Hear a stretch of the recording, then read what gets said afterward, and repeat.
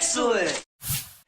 Hey everybody, welcome to Paul's Hardware. Today's video is going to be a beginner's guide on building a gaming computer for about $500, so let's get started.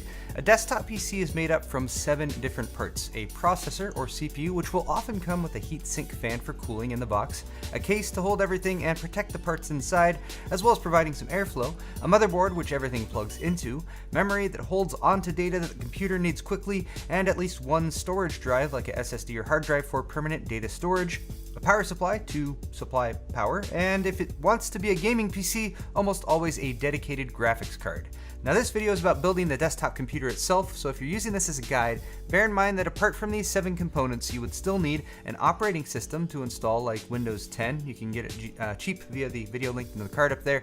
Peripherals as well, like a mouse, keyboard, and monitor. So factor in another $100 to $150 if you need to buy those too, and I'll link some suggestions for those parts down in the description. For my CPU, I have an Intel Core i3-6100. It's a dual core with hyper-threading, so it can pretend to be a quad core. The motherboard is an ASRock B150M Pro 4V. It's socket 1151, so that matches the CPU. And I spent $12 more for this board instead of the B150M HDV that I picked out in the monthly builds video that this is all based on, because it has 4 memory slots instead of 2, and also an M.2 slot in there that you can add a fast SSD in the future with if you want to. The case is a Fractal Core 1100, a budget MicroATX size case. At $40, it will get the job done. For storage, I have a 240 gig SSD. It is a Sandisk, but very comparable speed-wise to the AData one from the original parts list. And although I highly recommend an SSD for your operating system, one of the first things that you might add to this build is going to be more storage. Ideally, you can maybe salvage a 1 terabyte or so hard drive from your old computer. That is definitely recommended. Just a single 8 gigabyte DDR4 stick for memory. That is another easy future upgrade, would be to just add another 8 gig stick in the future for dual channel and 16 gigs.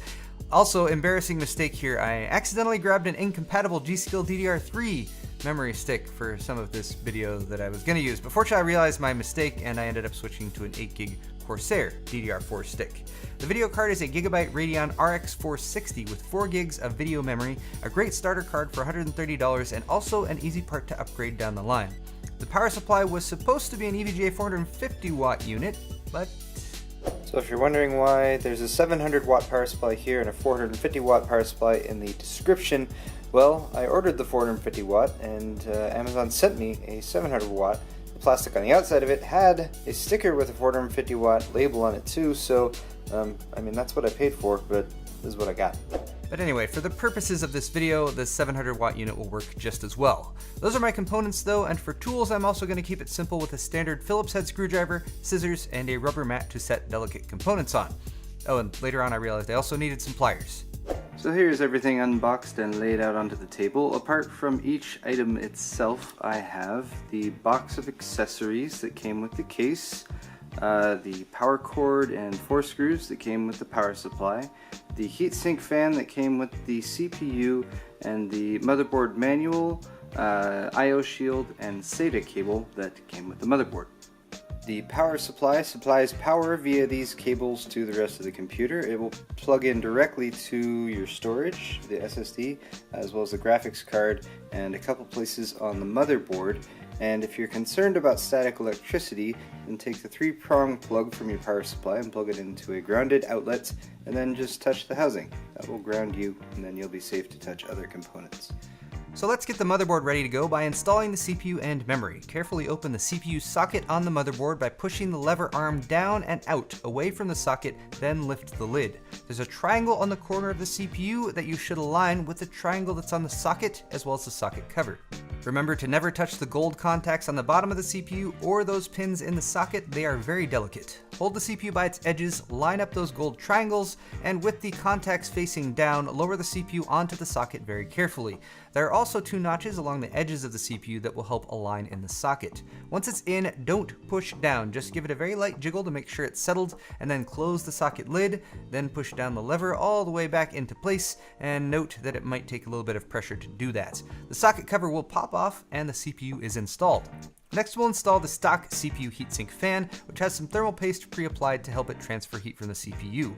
Don't touch that thermal paste like I did. Just line up the 4 plastic mounting plugs with the 4 holes around the CPU socket, keep it level, and push those pins in, starting with opposite corners. Once it's secure, plug the fan in. It connects to the 4-pin CPU fan header. Next is memory. I have 1 stick and 4 slots, and the manual doesn't really say which slot to use for a single stick. Oh well, that's fine. I'm just gonna go with the outer one, and it is easy to move a stick of memory if it doesn't happen to work. FYI, it did. The memory sticks have a notch in the middle that's just off center, so just make sure you've got it flipped the right way. Open the side latch of the DIMM slot, and then drop the memory straight in. Apply firm, even pressure straight down on top of the memory stick, and it should snap into place, closing the latch.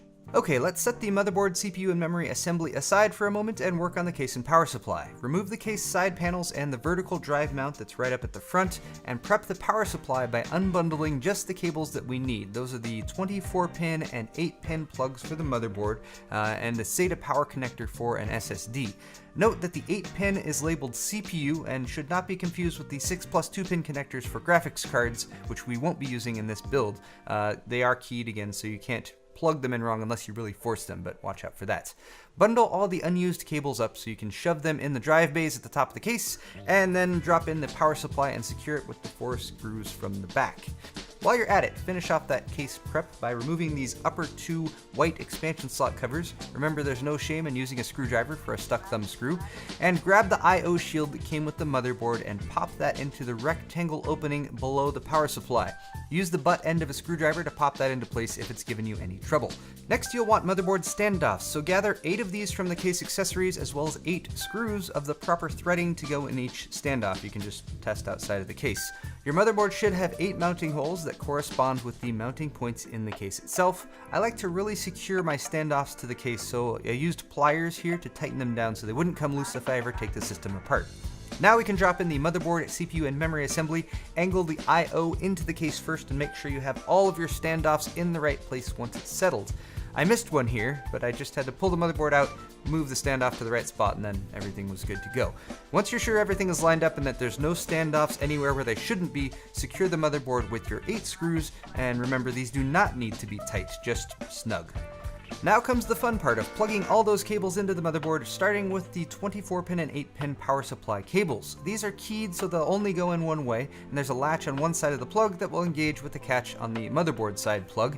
And if they do require some extra pushing, especially for that 24-pin, make sure to get your hand down there and support the underside of the motherboard as you push it in. The rest of these cables are front panel plugs from the case. They're needed so that the power button and USB ports up there will work. By far the most annoying are the front panel power, reset, and LED plugs, as they are tiny and they need to connect to equally tiny pinouts on the motherboard, and just reference the manual to see what goes where. Remember that for the LED plugs you will need to pay attention to what's positive and negative, but for the switches, the on-off, you won't. That doesn't matter. Also, just FYI, this case does not have a reset button, so those pins on the motherboard won't be used. This case has one fan with a 3-pin plug that plugs into the chassis fan plug on the motherboard. And then finally, you've got the USB 2.0, USB 3.0, and front panel audio. The USB 2 and audio plugs are similar, but they are again keyed differently, so you can't mix them up when you're plugging them in. And each of these has a specific spot to plug it into on the motherboard, and they're all labeled. While you can reach them, now is a good time to tidy up some of these cables up front. Just try to gather them together in sort of a neatish bundle with a twist tie or two, and keep them away from blocking that front intake fan. By the way, if you're going to be using twist ties, make sure that they're in good shape with no metal showing that could cause a short. Nearly finished now. Storage and GPU are all that's left, so grab the SATA data cable that we set aside and plug one end into the SATA port on the motherboard. They're L-shaped and they only go in one way. I used SATA port 1, although any of those SATA ports 1 through 6 can be used. The SSD can be mounted to the inside of this vertical drive mount, and you're going to use 4 small screws to do that. I pointed the drive's plugs towards the front of the case in order to hide those cables. The short plug gets the SATA data cable that you just plugged into the motherboard. The long plug gets the SATA power plug that should already be ready and waiting from the power supply. And then the drive mount panel can be reinstalled with the 3 screws. And finally, we have the video card. It has a long PCI Express connector on the bottom, which also has a notch close to its bracket.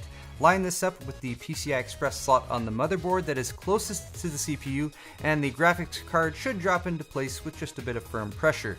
There is a catch on the motherboard slot that you might need to slide over to the unlock position to install, and then back into the lock position once the GPU is in. Secure the back bracket with the 2 thumb screws, and you're finished with the build part at least. But don't put the side panels back on until you've tested it. That's bad luck. Plug in your PSU power cable.